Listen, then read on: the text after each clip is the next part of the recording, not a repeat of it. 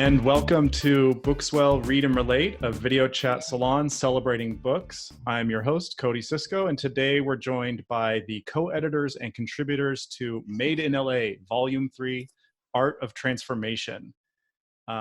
Normally, when we're getting ready to put this book out, we would all meet in person and hang out and get to know each other and have it be a real community feel. So what we're trying to do today is replicate that online, and hopefully that works. We'll see. The co-editors with Allison Rose, Sarah Chisholm, and Gaby Lorino, who are also here. Hi, guys. Well, thanks for setting this up, Cody. I've been looking forward to this all week. You're getting clever. You're getting clever with our technology here. Yeah. Well, we're all kind of, this is the world now. So let's adapt and make it what we want it to be, right? Yeah. I mean, it is a bummer for all you new folk to be coming in and not being able to come out on tour with us, at least not in this short-term time. But we feel you, because we were really hitting some nice momentum and really excited about this anthology and really excited about everybody's stories. So once we come out of our hidey holes, we're going to get together and celebrate. So today, because we got so many people here, I've got a number of questions that I can lead us through to start off the discussion, but I was hoping it would be a little bit freeform. But also, now that you've all had a chance to read each other's stories, I was hoping the contributors could then maybe talk about what they read and ask each other questions. What places in LA are you missing most right now? If we could be outside somewhere, or inside but with people somewhere, where would that be? What would you be doing? What would it smell like, taste like, look like, sound like? I'll go if you want.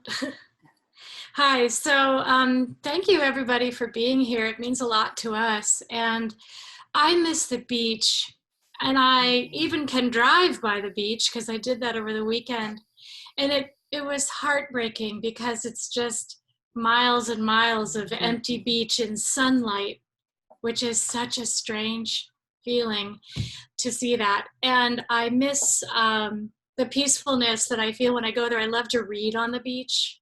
Sometimes I love to read and fall asleep on the beach.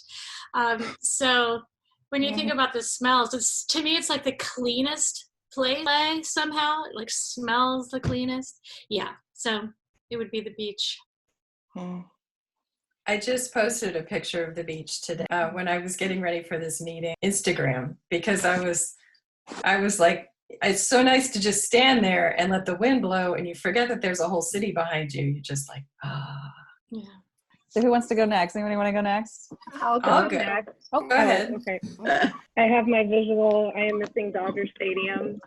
I'm Noriko. Hi, everybody. It's really neat to be part of this community. Dodger Stadium is where my partner and I, one another, spent much of our time. It was great being there. And sports is, I realize our TV is never on because there's no sports on. I think we've got some party crashers. Party crashers. Well, I'm glad that everyone's so interested in what we have to say. That's cool. But yeah, I'll figure out who this is and we can kick them out. Sorry about that. Party crashers. Yeah. All right, who's next? I'd like to go next. Go for it. Who are you, by the way? Introduce yourself. I'm DC. I'm sorry my camera isn't working. I'm lucky my mic is working. But I'm here and I'm glad to be here. Boy, everybody bringing up the ocean. I think I'm the only one that doesn't live in LA now, but I grew up there. And my favorite place in all of Los Angeles is the Self-Realization Center. I love that place up there in the Pacific Palisades. It's so serene and beautiful. And you look over the ocean and you see the pier, and it's just gorgeous. And so you guys are making me homesick. I'm not that far from you. I'm about 200 miles north on the coast in a little town called Cambria, right by Hearst Castle. So I'm not that far. and I get down there because I have family there. But yeah, Dodger Stadium, oh yeah. The beaches, downtown LA, all of it, Southern California, it's just beautiful. I'm glad to be a part of this group. Thank you. Thank you for being a part of it. I'll go. Go for it. Okay. Introduce Hi. yourself too. Hi, Roz. Oh, hi. I'm Roselyn Teukolsky and fairly new to Los Angeles. And I really miss the San Marino Bridge Club. They have a wonderful, wonderful bridge club. And I know nobody in this group would say that. But I've just gotten to know the people there, and I miss it to be at home. I wrote the story, Tell Me Your Name. And I guess I'm really happy to be part of this anthology. I think that the editors did a marvelous job, and thank you very much. Happy to have you along. Thank you. Anybody else? I'll go. All right. Yeah, I'm Erik. I'm also one of the contributors. Speaking of connecting with people, I'm definitely missing the place where I made kind of the first batch of creative storytellers as friends, and that was in my favorite coffee shop, Republic of Pie. It's always a bustling spot, and definitely missing my afternoons of writing there, and running into all the regulars there that I know and love so much and work with frequently. So nice smell of coffee. That's what I'm trying to simulate right here, and great productivity too.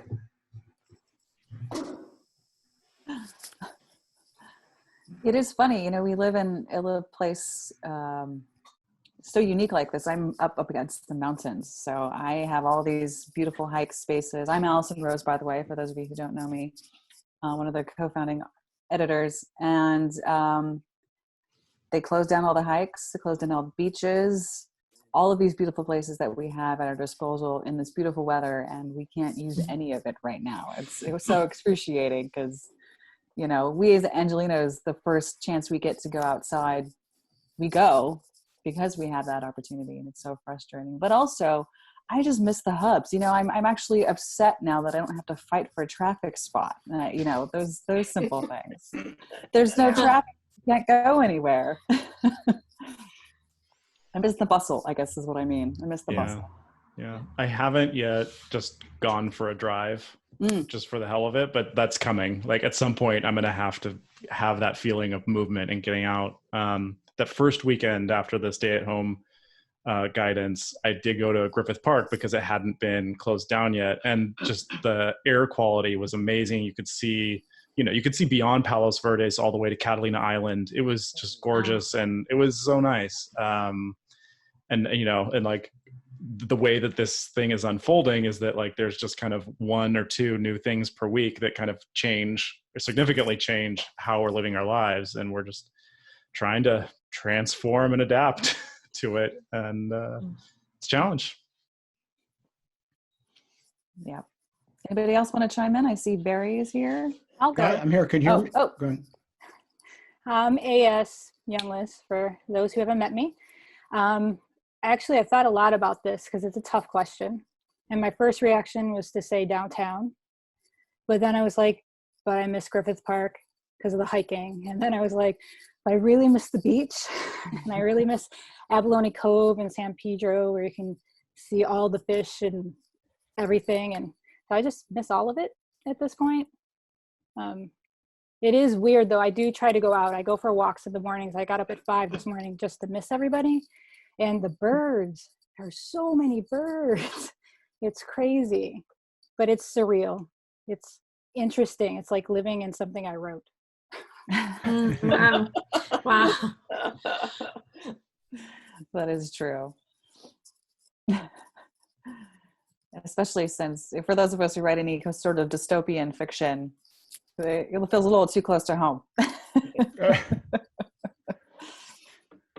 Hey, Barry, you're up. You want to? Yeah. Can you hear me? Okay. I can hear you. Okay. Well, so I'm another one that doesn't live in LA currently, but I have fun. I grew up there, but maybe probably earlier than a lot of people on the call. I was there mostly 50s, 60s, and 70s. And my son currently lives in Redondo Beach. And one of the things that we always do when I come to visit him, which is three times a year, and I think I would be there, is go to places like Union Station, because our routine has always been to go to Union Station, look around, and go to Felipe's to have a sandwich. So, those are the types of things where it would be crowded and everything that I would miss. But he did, Cody, to your comment, he lives around the beach and has to go to the airport about 3 times a week, and he made it in 27 minutes today, what he said was a world record. Yeah, I was gonna say the place that I miss the most is, or the places I miss the most are my street tacos. All those places are closed down now, and I can't go and get my tacos. Yeah. Yeah, I mean, the restaurant scene, I'm pulling for it to pull through this, Yeah, I mean, this is such a food city, and then like what, a third of the people that work here are out of work now because they're servers or bartenders. Yep. Crazy. That is very true. Yeah, especially since, I don't know about you guys, but I like the small hole in the wall places, the mom and pop shops, and you really are hoping that they're still here through all of this. Yeah. Yeah, the private bookstores, the individually owned bookstores, they're all closed. I mean, everything's closed. Yeah, it was kind of, very interesting to see how they adapted kind of day by day. At first they were saying, well, we're not going to allow shopping, but you can still order and pick up curbside, or we'll deliver to you. And then they had to actually close the stores so that there were no longer any staff there. So they can only fulfill online orders now if they're shipped directly from their warehouses or from their wholesaler or printer. So, but they most of them in LA are still accepting online orders for that route. So that's good. And if you can right now afford to shop there, do try to support them and help them out. It's going to be a very different world after this virus, and maybe a better one. That's an interesting point of view. That's what we hope for. I do know that, times like these especially can be, I would love for you to chime in on this also. It's hard as a creative person for me at least, to separate myself from all the nonsense and all the chaos that's going on and be creative, because all I can think about is this going on right now, and it's so hard to separate and dive into other horrible deep topics that I usually touch on with my and now we're faced with a horrible thing right in your face. So how are you guys all managing it?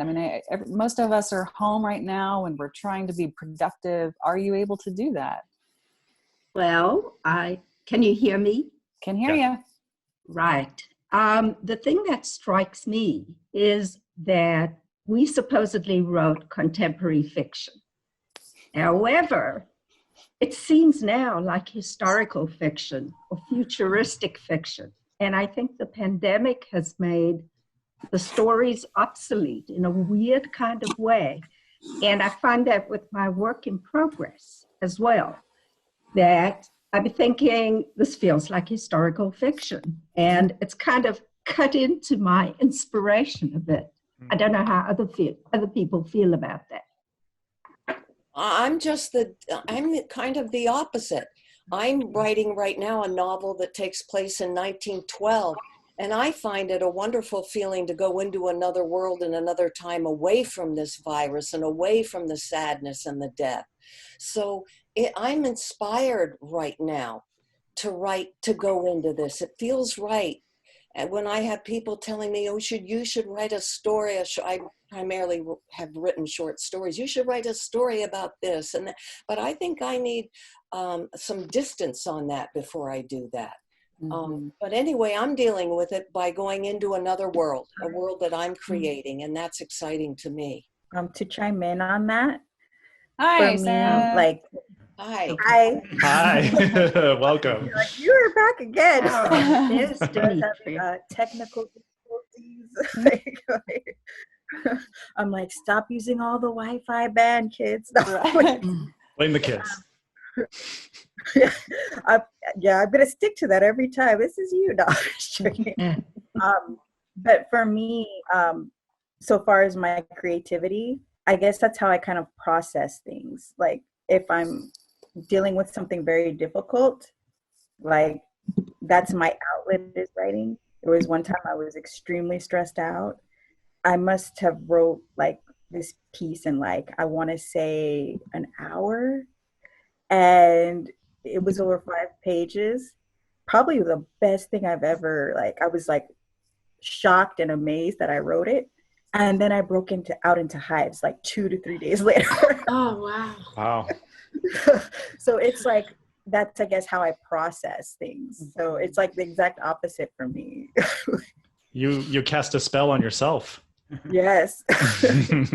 Maybe let's hear from some of the speculative fiction writers. Like, what's your feeling about, going off and creating these other worlds versus trying to be sort of relevant or to take from what's going on in the contemporary world? Do you find one is more inspiring than the other, or what fuels you when you're like coming up with your stories and making progress? Coming up, well, having the faith that it will never actually happen in real life is a big motivator to creating things that are just horrible, or can potentially be horrible. Yeah, So in your novels, LA is destroyed. It's exactly. And everybody's holed up in their homes fearing destruction. So it is hard to separate, I suppose. Anybody else? It is a strange feeling when you write something and then you see a little ounce of that happen in reality. Yes. Especially as science fiction or speculative. Mm-hmm. I've had that happen before. Not so much with this. Right now, my go-to in my head is Love in the Time of COVID instead of Love in the Time. Yeah. I think that it's just going to be interesting to see what changes so much that we have to adapt as writers. But in a way, it's an amazing exercise to figure out your adaptability and your voice and how you can keep going and separating yourself from what's happening around us and what you have in your head, what your imagination and your characters, how would they react to this? I like to go to humor, where Sarah, I don't want to give myself hives, but I like to take these situations that are hard and heavy and then try to make them funny, because I'm the person who cracks jokes at funerals because I don't deal well. So that's how I write as well. Yeah, it's like the flux of memes that are coming through social media right now, right? I mean, I love, they're hilarious. I love laughing at them, and that's the only way you can really deal with the nonsense. But it's true, as writers, we write because we want to escape into our stories, right? And it's kind of hard to do that right now. Yeah, it's definitely been hard to be creative for me, at least right now. AP, you're sort of meticulous about tracking your word count. Yeah, usually I am. I guess I'm still being meticulous because there's not a lot to track. I haven't been writing almost at all. I wrote about an hour yesterday, and other than that, it's been a whole lot of nothing. What is hard for you? What makes it hard for you to write nowadays? It's hard to focus on creating when I've got so many other things that are just like right there in the front of my mind that are kind of like the here and now. I haven't been able to find the time to just take a break from that and go into my own thing. Mm-hmm. Mm-hmm. Yeah. Has anyone had success in finding kind of quiet to be able to kind of, tune everything out and be with your creativity and not be distracted? I find that I haven't. I've written maybe one scene over the past 2 weeks that itself kind of was an escape, being able to do that, but that was once in the last 2 weeks. So it's been a really challenging time for creativity. I live in a rural area, so it's easier for me. I meditate twice a day, in the morning and then in the afternoon. And that settles my mind down from all the agitation of what's going on in the world right now. And you can't help but notice it. It's everywhere. And I find that very, I don't know how right now I'd live without doing it.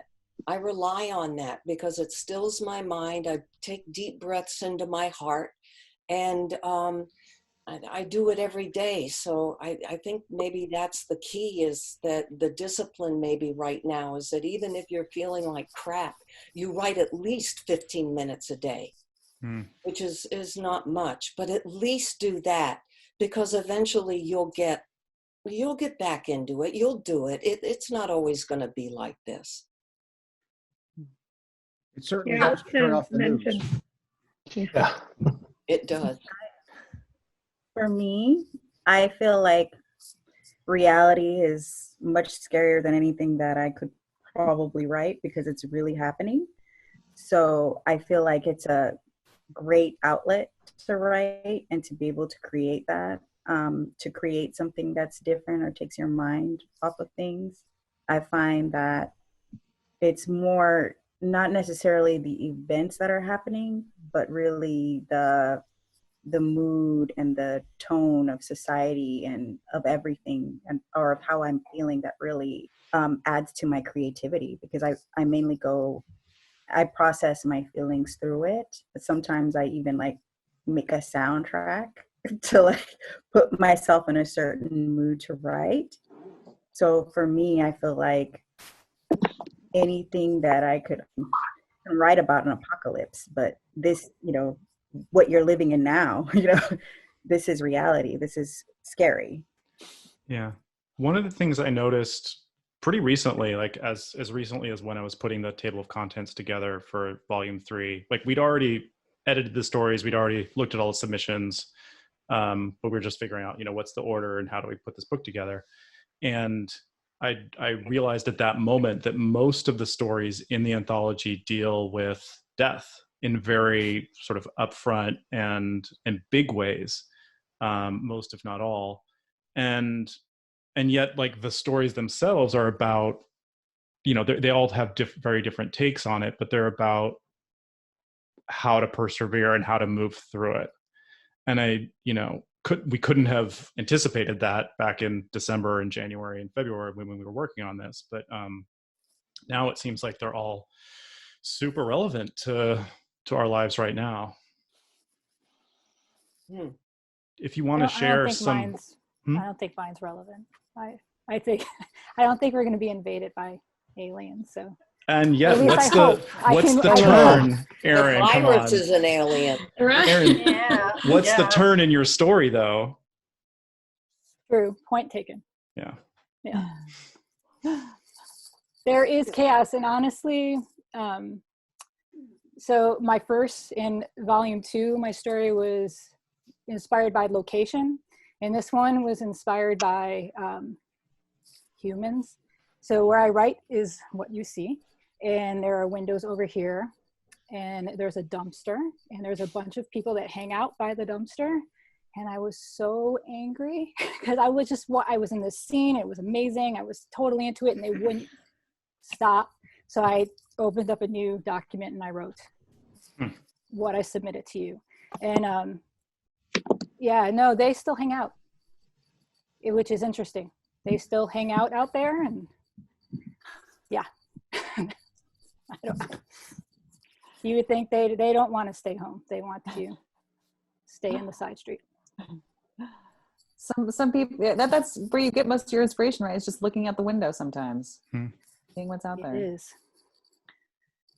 We have a couple people in here, our contributors, that we haven't heard from yet. I see Karter in here. Hey, sorry I was late. I'll switch laptop. Hey Karter, thanks for introducing yourself. What are you doing these days? Are you still writing? I'm still writing, yeah. I actually I'm sure that people who know me, AP will tell you I'm the least disciplined writer in the world.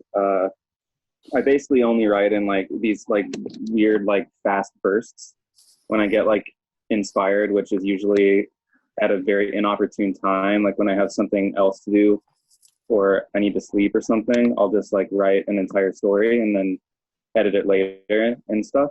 So I would say that like this whole experience of being like completely quarantined has been very kind of destabilizing to my instability in a way, because I'm just in one place all the time, you know, like I'm not like going anywhere. I'm not really experiencing anything outside of the internet and like the inside of my house. So like it's really like hard to say. I'm definitely finding the spark every once in a while, but it's like feels much more like desperate in a way. I don't know. Mm-hmm. I agree. Yeah. Let's see here. Noriko, yours is a historical story. Are you inspired by current events happening right now too, to keep on writing? I haven't been inspired to write about this. I think that my story contains it's about Pearl Harbor and World War II, and so hate crimes against Asian Americans and Asians in the States right now is pretty disheartening. And so hearing a lot of that from the community and from the Asian American community is a little bit tough to have in mind. I'm pretty white passing. I'm kind of racially ambiguous on appearance, so I don't feel a lot of threats, but I know a lot around me really are concerned about going to grocery stores and walking in the streets. And I know women all over the city who have encountered a lot of harassment in these days of isolation. So I've been actually writing a lot of poetry. It's Happy National Poetry Month, everybody. And I'm still teaching middle school. We just started spring break, and so we look at prompts every day and try to write a little bit about what we're going through. And that's the only writing I'm doing. Yeah. It's hard to not write about what we're going through, you know? Absolutely, yeah. Like I heard a couple of folks talking a little bit earlier about like the kind of escapism aspect. And I think that that's like a big thing that drew me to writing speculative fiction like forever ago when I started. And now it's like almost impossible for me to like just free write or like be creative or something that isn't in some way about coronavirus and quarantine and stuff like that. So it's like, I don't know, it's very permeating, I guess. I've noticed a lot of energy out there around writing prompts right now. Like there's, depending on whose community you're following or part of, there's tons of writing prompts right now. And I wonder if that's been effective for anyone to just at least get the habit started or restarted. I've been using them now because my schedule's super messed up. My son's home, my husband's home. I live in a 2-bedroom apartment and we're on top of each other. So I try to write when I can. I write on my phone. I write on Google Docs on my phone because then I know I can throw it on the computer. But yeah, writing prompts help a lot because I don't necessarily want to write about the virus or politics or all these things that are just on top of me because they're on top of me. I want to write about something completely that has nothing to do with this so I can have that few minutes away. I start writing an action thing with like full out fight scenes because I just fun. I need to punch the virus in the throat, I guess. I don't know, but I just can't. I need a break. Yeah. So I wanted to ask about writing LA stories specifically, like when you're writing a setting or writing a scene or developing the characters. Are there things that you avoid or things that you aim for? And what's your kind of like, how do you situate yourself to do that? I'll go. So I didn't introduce myself from before, but I'm Andrea. Yeah, so I went to I want to make sure that my depiction of setting here isn't tropey. And I write pretty edgy, real stories, you know, trying to be as real as possible. And they can be really hard underbelly depictions. And so often that pulls in the rough side of our city. I love this city. I'm not from LA, but I love it. And so I think that there's so much visual going on that's available, and I love the details of what we can bring in.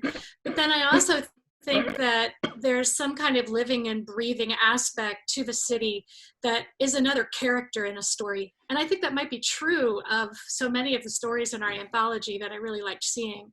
But there's something very much alive about the city. I'll go next.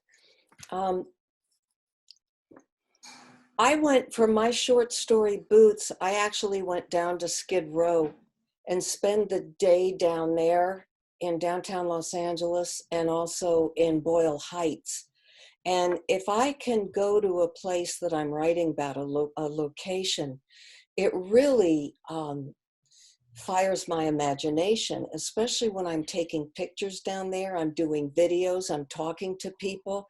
It's, that's one way that it helps me. But in this age of the internet, there's so much on YouTube. There's such a wealth of information that we can use as a tool that that's another plus. But I do like going to the locations if I possibly can. Of course, writing science fiction, it might be a little different, but nevertheless, your imagination goes there. Yeah, so I agree with that. I think what I like to do is you can, you know, these days, of course, you can go on Google and Google Maps and look at the, you know, look at what places look like. But, you know, I'm kind of old fashioned. I like to go and walk the streets and, you know, just get the feel of the place. And to me, that's the best way to do it. And I don't think it's the only way, but, you know, it works to really connect with the location that you're writing about, because the location, obviously, all of you know, is part of the story. Right. Well, yeah, go ahead. Yeah, I got my inspiration for my story by noticing in Los Angeles the incredible opulence that some people live in and the parallel universe of people who've got absolutely nothing. And I wanted to write a story about two teenagers, same age, each from one of these universes, and they collide with unexpected consequences. So how did I come up with the characters? Well, I always say, what can go wrong? I write edgy, realism, and for me, it's so much fun to have the characters do unexpected, creepy things. And that was my inspiration for my story, this inequality and mixing it up. So. Yeah, I really enjoyed reading your story, by the way. That was a great, the way that you told it and the ending is really good. Agreed. Oh, thank you. And the voice. Yeah. Sassy voice. Like, got me from like the first paragraph. Yeah, be careful. Erik, we haven't heard much from you. You want to chime on in here about how location adds to your story? Yeah, my stories tend to be very kind of focused on the self and the personal journey. And so really what struck me about LA, and particularly the communities that I met when I first moved here, which was only about 3 years ago, was people are just aspiring for, really, there's a much more value in pursuing your dreams and your passions in LA than other places I've lived. And I really thrive on that energy. And so kind of try to incorporate that energy and also the locations that inspire me to that end. So, my last story had kind of a lot of locations, San Fernando Valley, and then, a park I like going to. And I'm also very locationally inspired. So I recently went to downtown, and I have a feeling that there's a story on the streets of downtown LA percolating in my brain. Probably a few. Yeah. I am not quick to tears, but I got a little teary-eyed during your story. Yeah, absolutely. That was a tough read. Mhm. It was a tough write. A lot of personal, I've never met a talking dog, but I did have a dog that fired that. But if the dog could talk. Dogs in this anthology, you know. We had a lot of dog submissions too. Yeah. Oh, huh. That is true. Yeah. I think we've talked about this before in the last couple of anthology series, was how unique LA is location-wise, culturally, all the different pockets of neighborhoods and how unique they all are. And, you know, you could be living, one person lives on the west side, the other person lives on the east side, the other person's down in Long Beach or whatever, have a completely different upbringing. And we're not even that far apart from each other, right? It's about 30 miles from here to Santa Monica or something. But You even have a whole different climate. Yeah, a whole different climate. Yeah. And very much, you know, also as we were talking about earlier, is how economically diverse it also is, and how diverse those stories are. So is there something, is there another location that you're inspired by recently? Once everything comes back to normal, or you're thinking about back how it was before, you came across this location or this culture that was really LA specific and unique. Is there something there that inspires you to write now? I want to write a restaurant scene.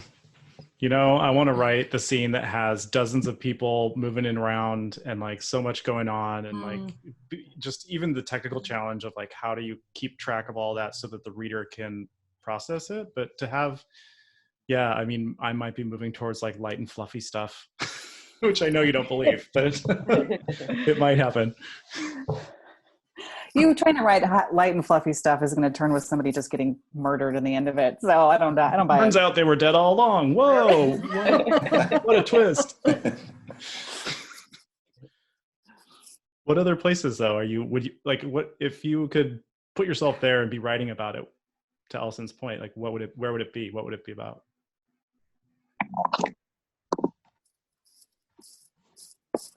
Anybody? I can't imagine things going back to normal.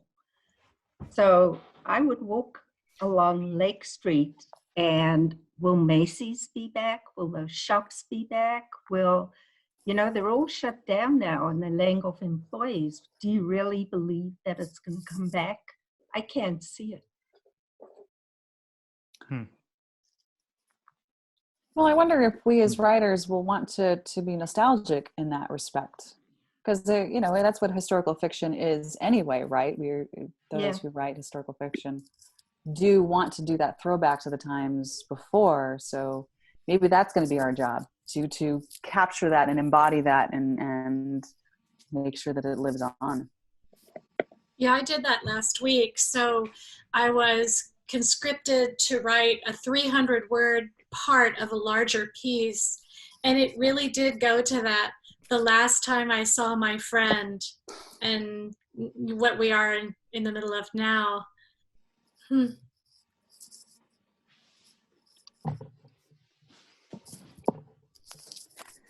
Anybody else? I mean, this bounces back to Cody's first question of places that we're missing. Is there a place in LA that you want to be able to make sure that everybody else knows that experience? The Santa Monica Pier. That would be one. Japanese Plaza. Yeah, the Japanese Plaza. The Sawtelle, Little Osaka, sometimes what it's called over here on the west side. I used to drive through it every day on my way to school. That's where the setting of my story came from. My dad and his family lived in Azusa when they were interned during World War II. And so the setting on Sawtelle, I just imagined a really different family than the family that experience that I grew up knowing. And I'll be curious to see, that street's been changing and evolving forever. And so seeing how those small businesses, restaurants, how that whole area response to this will be interesting. And then our public schools, I'm really hoping, I'm a public school teacher, and I'm really hoping that we can come out of this better than where we were when we left them. Mm-hmm. So those settings will be ones I'll be definitely occupying in my work.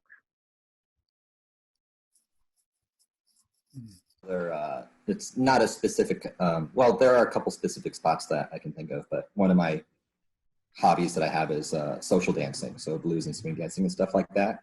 And as you can imagine, with everything going on in the world, that is quite completely disbanded. And so I definitely want to, it seems like the exact opposite of, we're being told to physically distance ourselves and not connect with people, and that those social dances are spaces where you are physically connecting with your friends and having a great time for a couple hours. And so definitely want to, going back to nostalgic writing, historical fiction for pre-corona, I don't have to resort to historical fiction to write that, definitely share that world with people again. Pre-Rona. Pre-Rona? Pre-Rona. Yeah. The before time.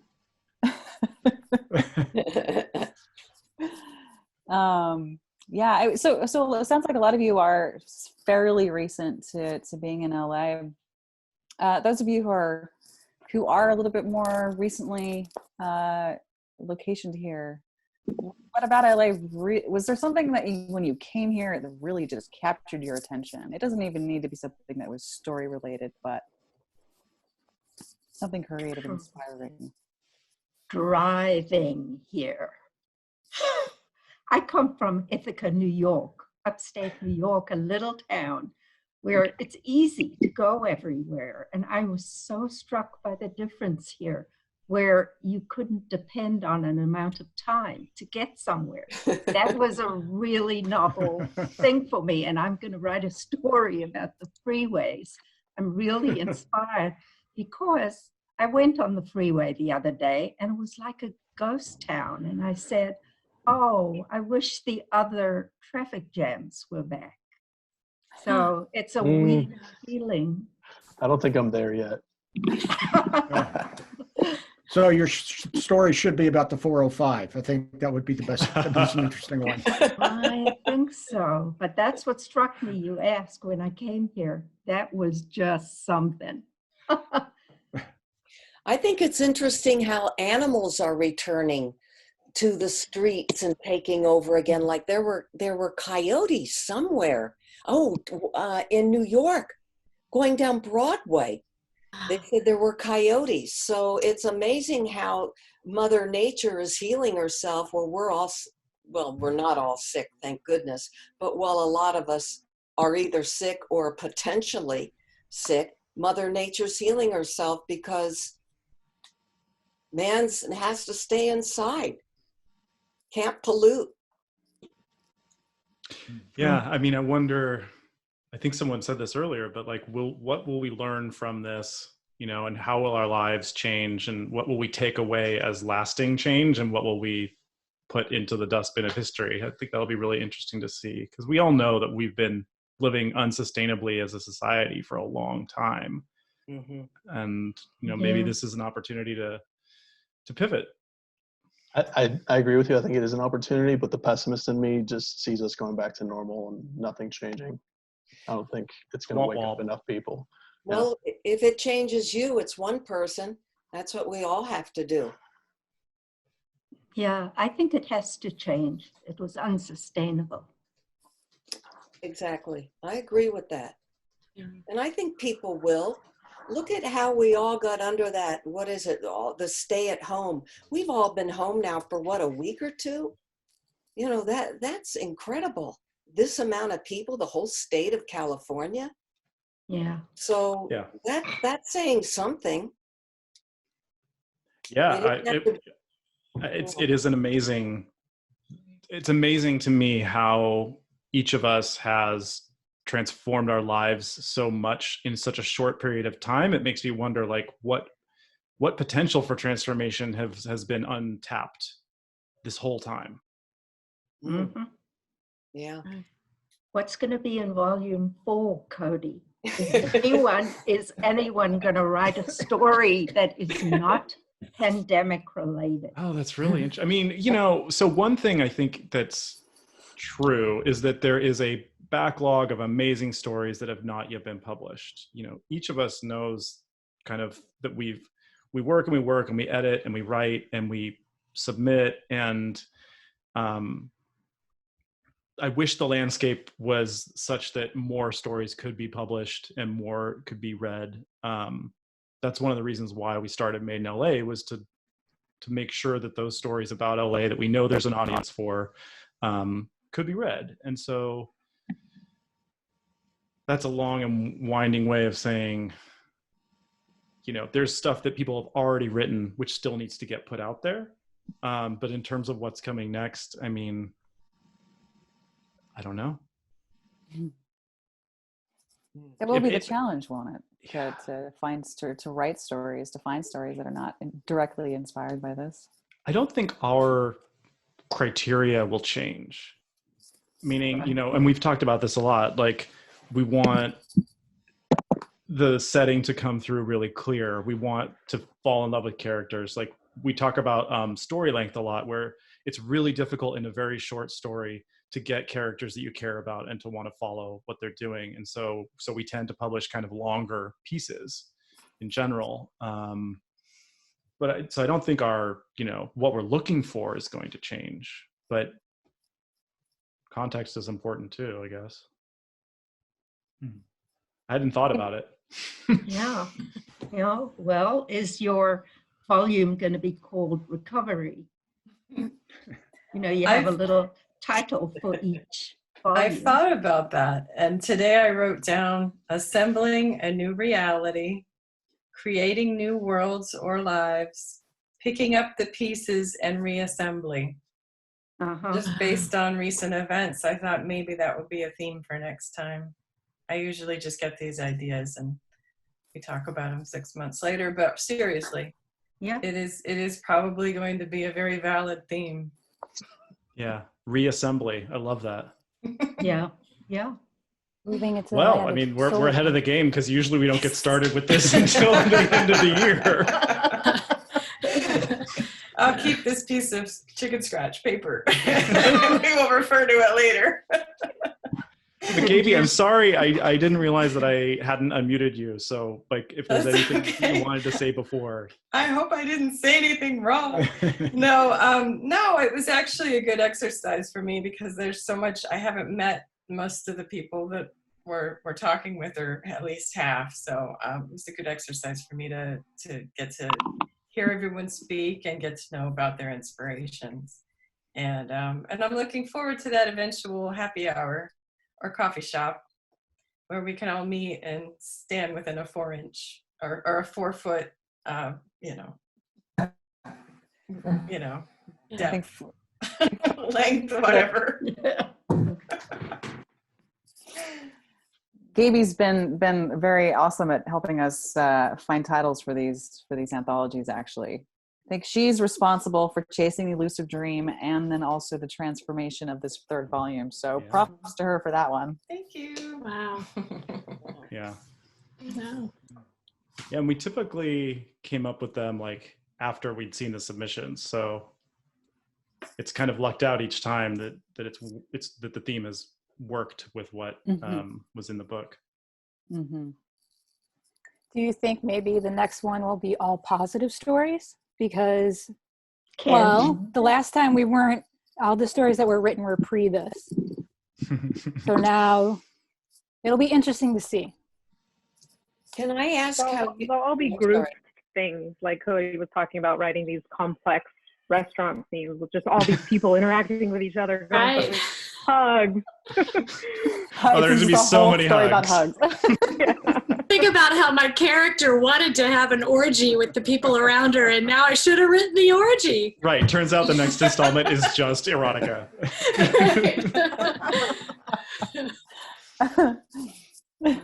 DC, what you were gonna have a question though? Yeah, I was going to ask how you three met. How Loramir, Allison, and you, Cody, how you came together to make this happen. Yeah, maybe the short story is that Gaby and I have been co-organizing for a couple years, or at least some months, a local critique group. So that group meets like twice a month, and it's very much, you know, exchange of writing and critique and feedback for as many as like 6 to 10 people every time. So we had already known each other, and then Allison and I had like several kind of missed connections, but when I think when we first recognized each other was at the Alhambra Library event for Indie Author Day back in like 2016, maybe? Something like that, yeah, 16, 17. Yeah, so we were both there.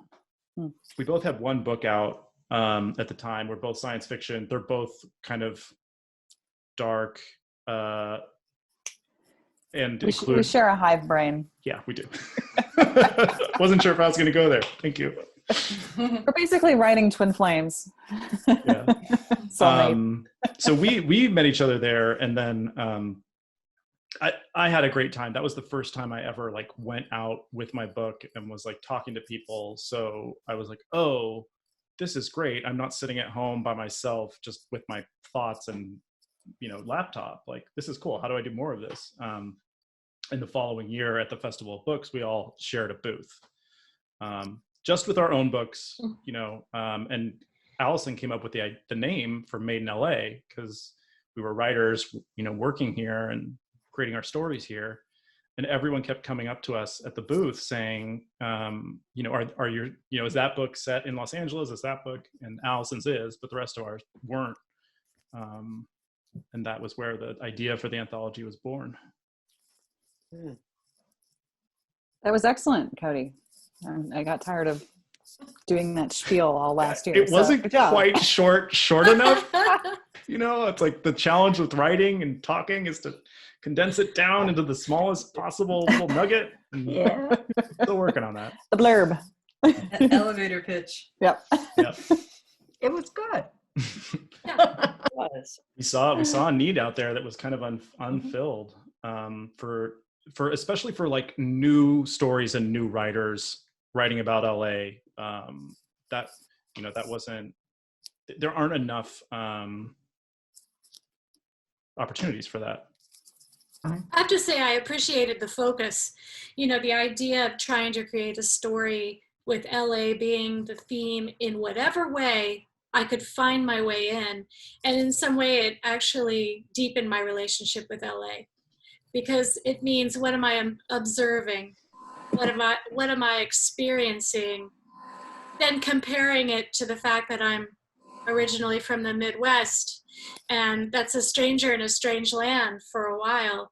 And so really, you know, it like I say, it just made me look at LA more deeply.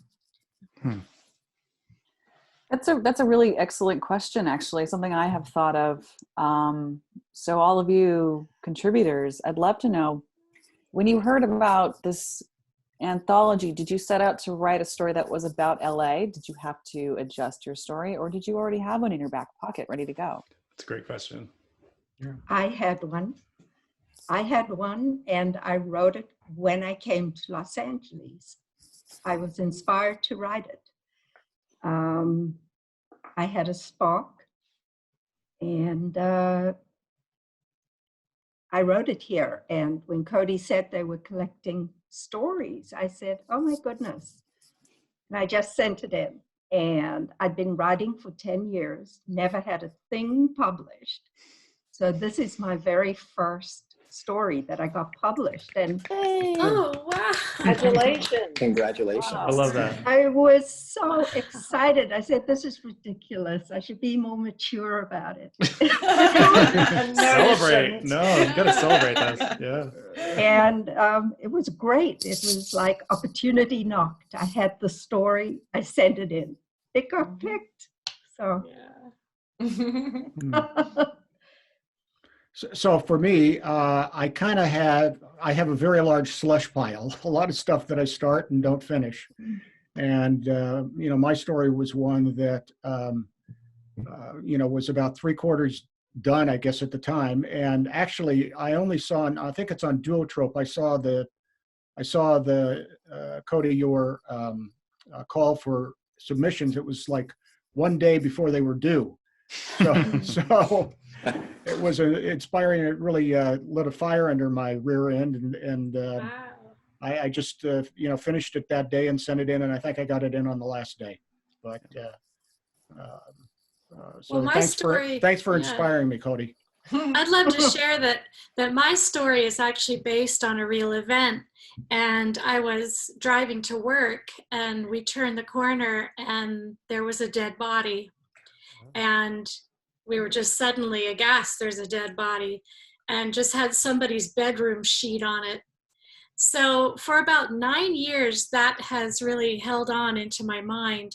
At the time, I kept trying to find out what had happened. I could see the woman's hair, and I remember her feet, and I just wanted to know. And so it took weeks before I didn't hear anything on the news, and so finally then I heard that a woman had plummeted to her death.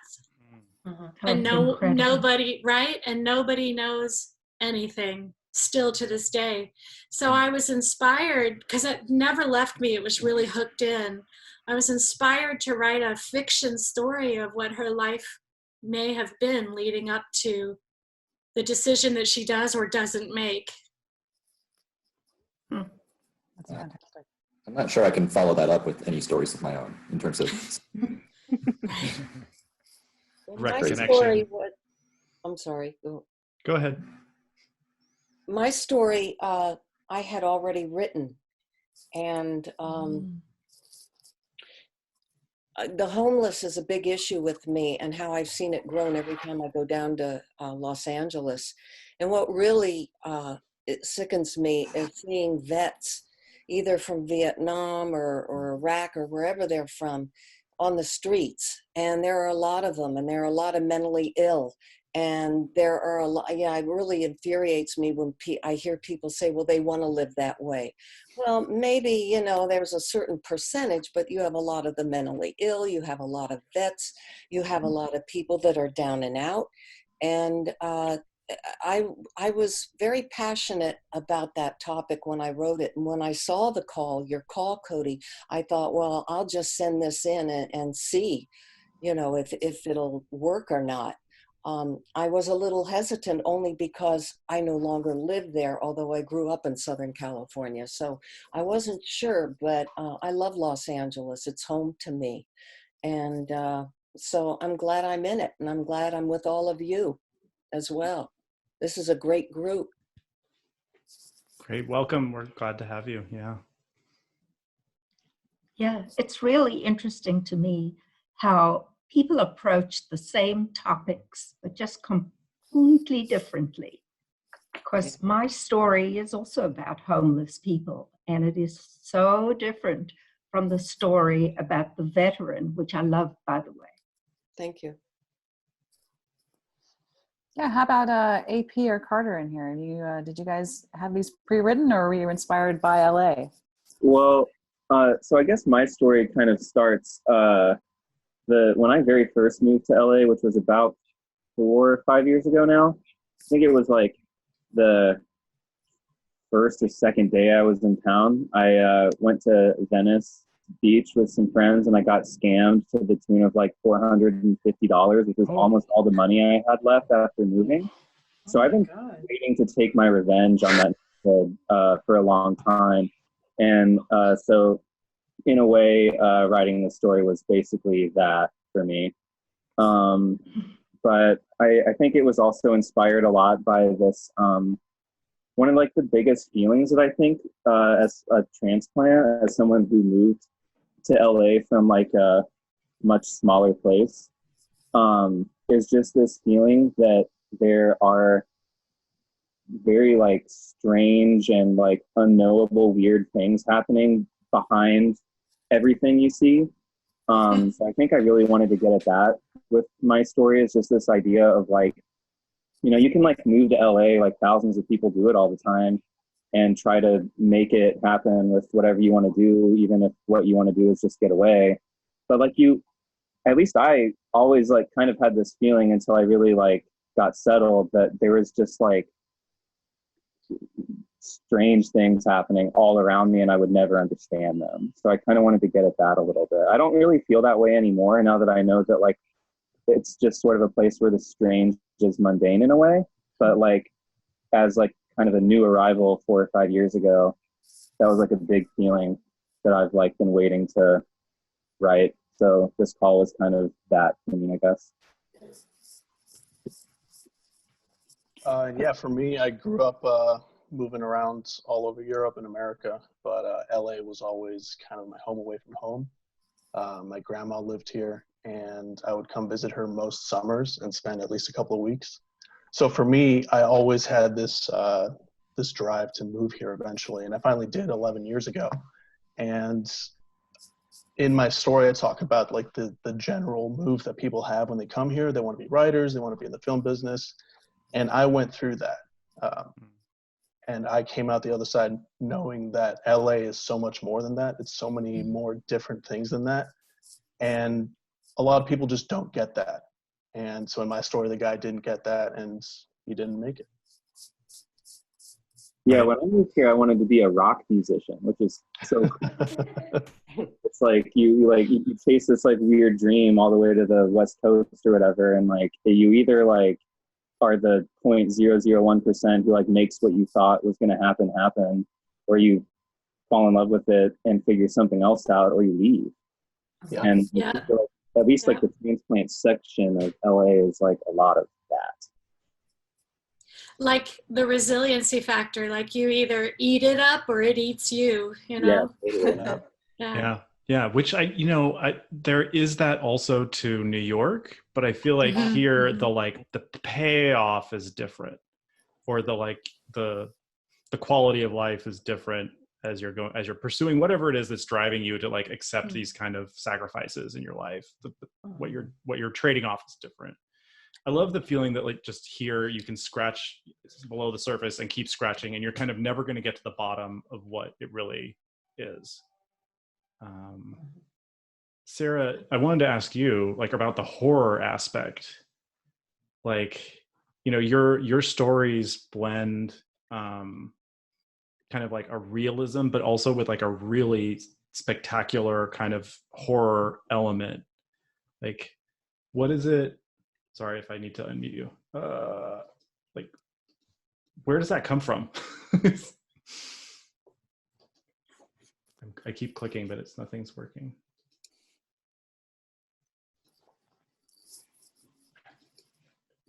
Okay. How about shit? Yes, There you are. I hear.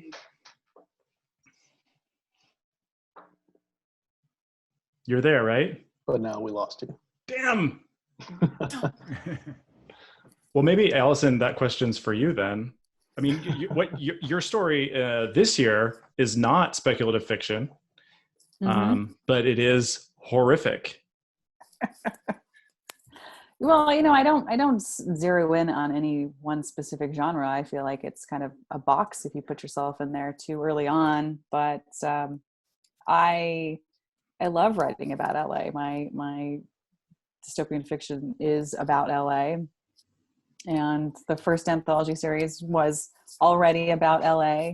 True. So I grew up here. I think that's where things are a little bit different from my perspective as a writer, is because I grew up here. I know the city intimately. I know it as a love-hate relationship. And so what my perspective is a little bit different from people coming in. And, you know, it takes time because it is so vast and diverse. It takes time to really understand all the idiosyncrasies of all the different neighborhoods and locations in LA.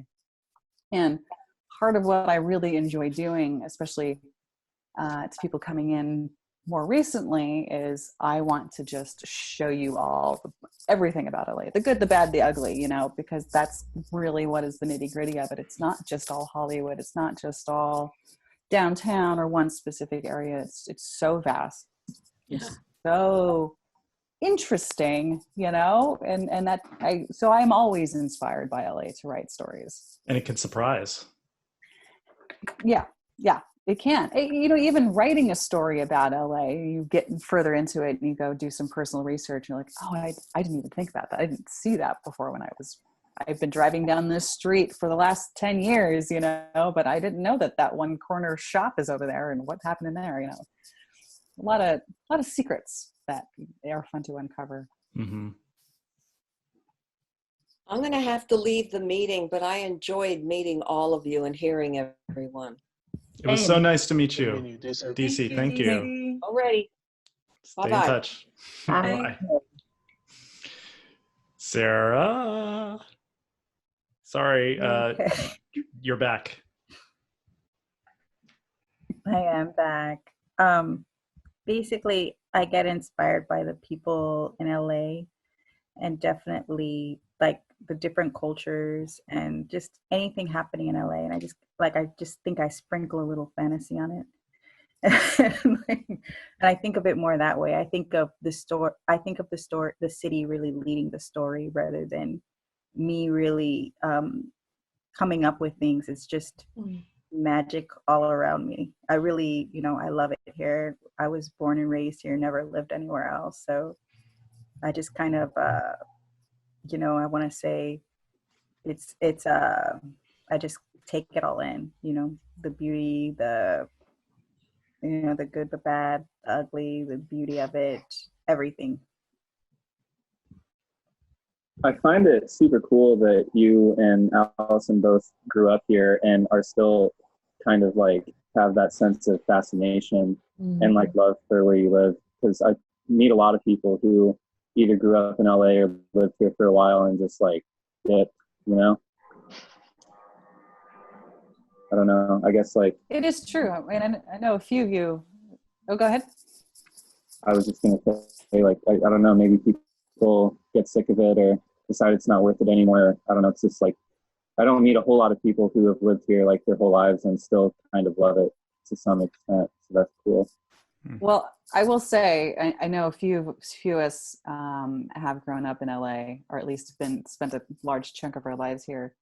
And I don't know about anybody else, but I have definitely those moments where I say, I am getting out of LA. I'm moving somewhere else. I'm going to do it. I can't stand it anymore.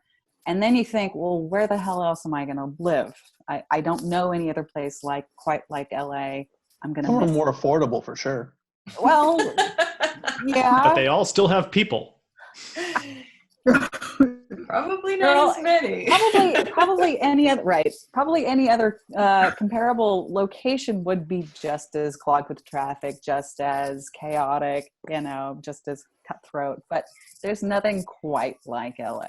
You can't, I mean, let's be real here. You can't beat the weather. You can't beat the locations. Going to the beach, the mountains, the desert in one trip, you know, it's the culture that you can get tacos and you can get Chinese food and you can get Persian food and, you know, you can't really beat it. I love it. Do you know how amazing it is to be able to walk every morning in this weather? That to me is the most amazing thing, coming from upstate New York, where for 5 or 6 months of the year, you really can't do that without risking your life and falling and breaking your neck. I love the weather here. Every morning, even now during our quarantine, just to go out for a walk, I say, oh my God. And I had some of that wonder in my story because it takes place in February. And the idea that you would be outside at night in February is so amazing. And I think you guys take it for granted if you grow up here to have this unbelievable weather. So I think like some others on the call, I was born in Los Angeles. My father, who lived to be 102 years old, was born in Los Angeles too. Wow. And Russ, I'm speaking on your weather. I remember when I was a young kid, when it would, you know, 1 or 2 nights out of the year when it would get down freezing, I'd put water out at night on the lawn and be fascinated that it had a little sheen of ice on top of it, that it actually got that cold. Yeah, the fascination passes. Here it's fascinating when like you can see the mountains off in the distance with snow, and you're like, "What? That happens? Yeah. What is that? Well, White Cody, stuff." Cody, at least now Yeah. these days you can see the mountains. When I was growing up, it was so smoggy that you couldn't see the True. mountain. Right. Yeah, that's changed. That's a transformation Yeah. that's like hopefully not Quite gonna- remarkable. Yeah. So I saw earlier someone had a question about tips for young writers, but we should also open this up to anyone else who'd like to ask a question for our panelists. I think everyone here is not a sex bot anymore. I think we kicked out the sex bots. So may have taken a while, but Boy, I'll tell you what, one of the things that I do, I'm on faculty of Antioch University, and we have one aspect of our journal where we are looking for youth writers. That window just shut. It'll open back up in early July, hopefully, depending on what's happening. But I wanted to say, it's been on my mind this whole time, is that one of the poems that we received from a 15-year-old it's called The Day Before the World Ended. Can you believe? And this is before this all broke. And when we finally put it up in the next few weeks, it will be so stunning. But the things that I say to young writers is we're looking for exactly the same thing that we're looking from any writer. And so it may help to look for places to submit that look for people who are roughly between ages 13 and 17. And there's a lot of outreach out there. So if you're asking the question like a hashtag that says young writers, then you can get that on Instagram and Twitter, and you can find the right places for you. But hearing from the young right now is heartwarming, heartbreaking, stunning. So we really need to hear from young writers. great, some great resources there. Thank you, Andrea. There's a question here for Erik about where you got the inspiration for your story. Was it based on a real relationship or experience aside from the talking dog? The experiment was the talking dog. No, I'm kidding. So yes, it was actually kind of what I find with my writing is I meld a couple different things that have occurred in my life or to those close to me. And so this actually ties back to how I submitted to the Made in LA Volume 3 was I had this kind of overly sappy story that I wrote for a college, program. And it's kind of getting more into my writing after I moved to LA, looking to improve it. And then I met the Made in LA. I think I met Gabby and Cody. It was me, yeah. Yeah. The last one. And found out about this, and it kind of gave me an opportunity to go back and look at this story that still had a special place in my heart, just wasn't to my standards yet. And then really incorporate some of the life experiences I'd had in the time since, which included moving to LA and kind of experiencing this whole other different crowd of people. And, there are some great parts about that and other parts that aren't so great that come with that. And I just took that opportunity to improve the story and explore that at the same time. Great. Now that you've all had a chance to read each other's stories, do you have any more questions about inspiration? Like, for example, Karter, you seem to know a lot about sharks.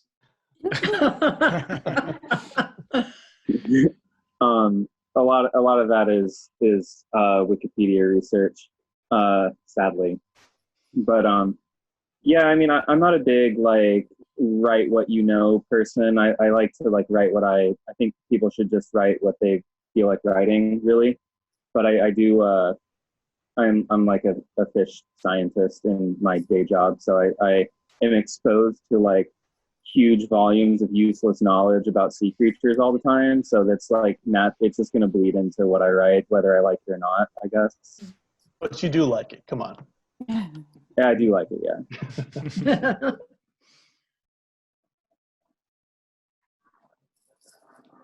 I have a question for Barry. Yeah. I really enjoyed your story, and I love the way that you pieced it all together so that at the end we were figuring out what the narrator had known all along. what inspired that, and were you around for that? Did you see that era in California?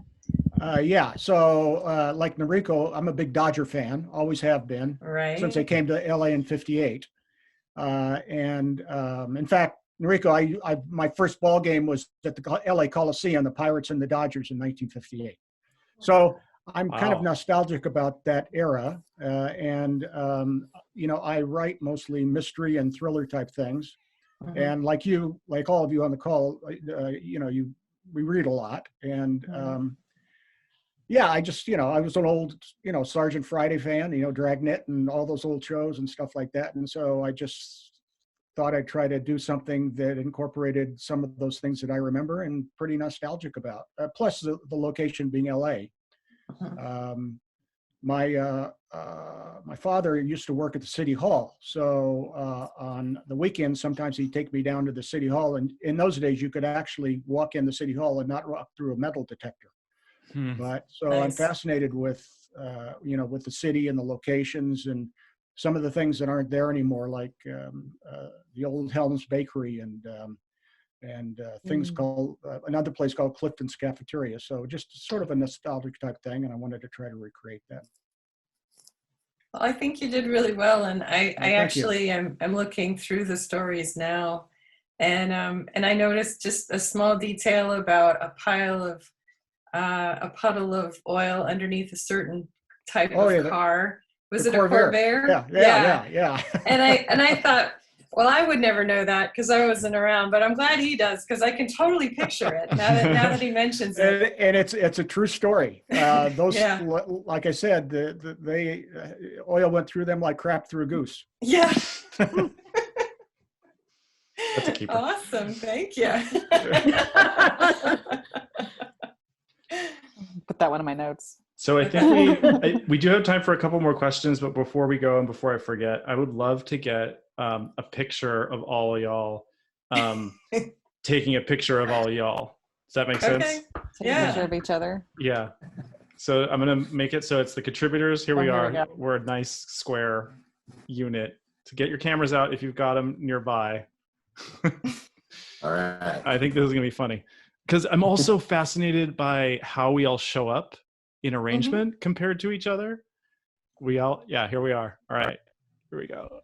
Gotcha. Oh, my flash. I love flash in there. Sorry. Oopsie. So this, you know, I'm so grateful we could do this and get together.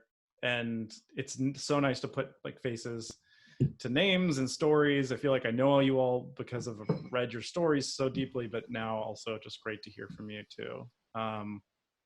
So, you know, like we communicated earlier this week, we're not quite sure what the publication plan looks like for the book, but we'll keep an eye on things and keep you updated. I think probably the next update would be towards the end of April or early May when we get some clarity on what's coming next. But we are super excited to bring your stories out. So know that, you know, they're safe in our hands and we're going to do it. It's just a matter of timing. Yeah. It was a tough conversation that we were having last week about what we wanted to do, because I know, you know, Cody's our captain who just wants to keep going. He just won't quit. And I love him for that. And we are so in love with this anthology, and it means a lot to us to have all of you on and, you know, kind of getting stopped in our tracks like this has been hard for us too. So we appreciate your patience and trust us. We want this out. We want this rolling. So as soon as we have the next opportunity, when it feels right, when people are going to be hopefully reaching for new stories, we're keeping our hand on the pulse a little bit here. So yeah, it feels a little too soon right now. Everything's still a bit raw. People have to be able to concentrate on something other than the news to have any kind of momentum with a book like this. Yeah, that's true too. Or anything.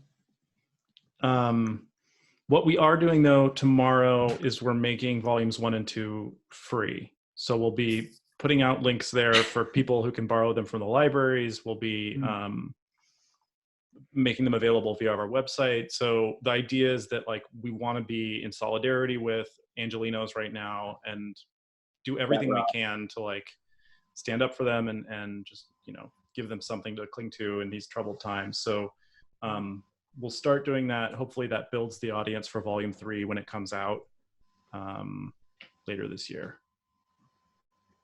But it's been great. I'm really impressed with how much we're interacting already. And that's, you know, that's giving me comfort right now. Thank you. Well, thank you. Thank you too.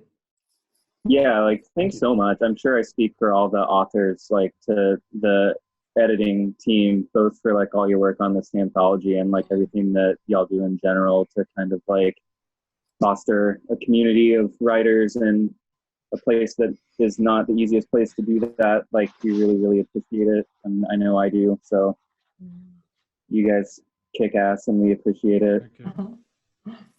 This is a kick-ass crew. We're glad. Eric, this is my talking dog. Wonderful to meet him. Volume 4. Putting this together. Yeah. We could do the mashup with the sharks. Talking dog shark news. Thank you, everyone. Thank you. Stay safe. Be well. Yes. And thanks for everybody else who tuned in too. Oh yeah. Oh yeah. We had like 40 people at some point. I know. Some of them were assholes, but most of them I think were probably like really interested in what we had to say. New world. Thank you. Thank you for getting rid of that guy who says that no one gave an F about the environment. Because I was like, no, buddy, you're wrong. I know at least I do. So you're wrong. Yeah, I also didn't like my hat. No, I mean, the minute he touched the Dodger hat, I was like, bye. Come on, dude. Oh, no. Some things are holy. That's holy. It's a sacred icon. Good crowd control, Cody. That was very impressive. Well, thank you also, because this was, I hadn't done this for this many people before, so it was a like challenge to keep up. So sorry if I like didn't unmute you right away or like didn't kick those guys off soon enough, but I think it all worked out. No, I think you needed to give him a chance, and then it was time to let them go. Give him a chance and then drop the hammer. Yeah. All right, thank you. Thank you. We'll see you soon. Thank you, everyone. everyone. Bye. Everyone, stay well. Bye. Stay healthy. All right.